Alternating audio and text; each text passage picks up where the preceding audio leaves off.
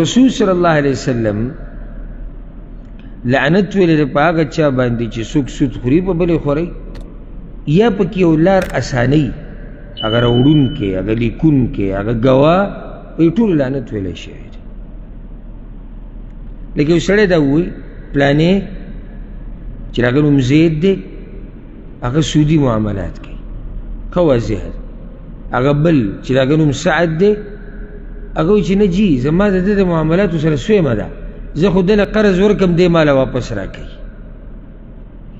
موږ دا وایو چې ته د هغه د معاملاتو نه خبر نه وي او خبر یم دی د هغه ټول کاروبار دکه دی وي دا ماته پته نو ستا د پیسې کوم ځای ته شي همدغه کې استعمالېږي. ها الا اوس موږ سره دوه حاله دي زه به ته دوه طریقې وښیم. د ټول نه ښه طریقه هغه دا ده چې یو چا سره پیسې پرتې او اسلامي بینک ورته نه میلاویږي او دی غواړي چې دا پیسې په امن پاتې شي. د هغې یو ښه طریقه دا ده چې ته یو تاجر وګورې امانتګر مسلمان سړی وګورې ولټې او دا پیسې هغه له ورکړي چې هغه په تجارت کې ولګوي. پیسې هم ستا پاتې شوې فایده به مو کړي تجارت کې به مخکې هم لاړ شي. داسې یې خو دا ښه دي تجارت چې کوم خپل اصول دي د هغې په رڼا کې یا استثمار وکړي هغه سره یې ولګې الغرض شرعي اصولو کې چې کوم روا معاملات دي هغه وکړي. یو سړی دا هم نه کوي. بیا خصوصا موږ پښتانه چې دی تجارت کې ډېر زړور نه یو.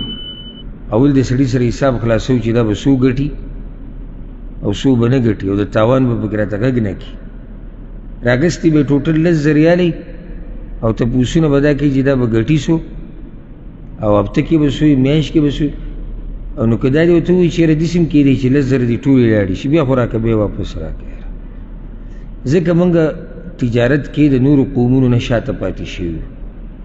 تجارت کې دی چې غټ یو اصول چې کوم د تجارتي بیک یو اصل دا دی چې ته به زړورتیا کې یا خو به بیلي سمې به بیلي او یا به روان شوي او سم به روان شي غاړه به ورته ږدي. دا تاجران چې تاسو کوم غټ غټي نه یي که نه که د هر ملک ستاسو څه خیال دوی چې د تاوان نه دی کړی بعضو پکې داسې تاوانونه کړي دي چې سړی ورته حیران شي چې وایي وري خو کله لږه سخته سړی تېره کړي نو په هغې پسې بیا حالت ښه راځي او چې ټول عمر سړی په پردۍ مزدورۍ کې تېر کړي پردۍ مزدورۍ کې برکت هم نه ډېر او بل دا چې ټول عمر سړی پردی مزدور پاتې شي نه خپله غمخادي کولی شي نه خپله دینداري کولی شي نه د بچو سره د ښځې سره په خپله مرضۍ وخت تېرولی شي. بس غریب پردی مزدور دی چې هغه ورته یې کښېنه جدی کښېني یا ورته یې پاسه جدی پاسي. ځکه کوشش ما مخکې نږدې وکړو نصیحت کړی چې کوشش د څه وکړئ د خپل تجارت کولاولو اگر که هغه کمزوری په اوله کې به کمزوری به ورو ورو الله به یو ګټې مرتبې ته ورسي. ښه یو سړی یېرېږي چې نه زه خو پیسې نه لګو نو بیا د عذر په بنا او اضطراري حالات شو چې د سره د پیسو د ایښودو بل ځای نشتي نو دی بینک کې پیسې بیا ایښودی شي. بینک کې بیا دی پیسې ایښودی شي که نه شي ایښودی بیا ایښودی شي.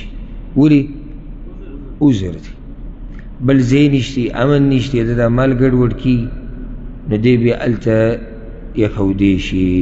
ها فایده به پرې نه اخلي بیا پکې هم دا شرط دی چې سودي فایده به پکې هغه به پکې نه اخلي.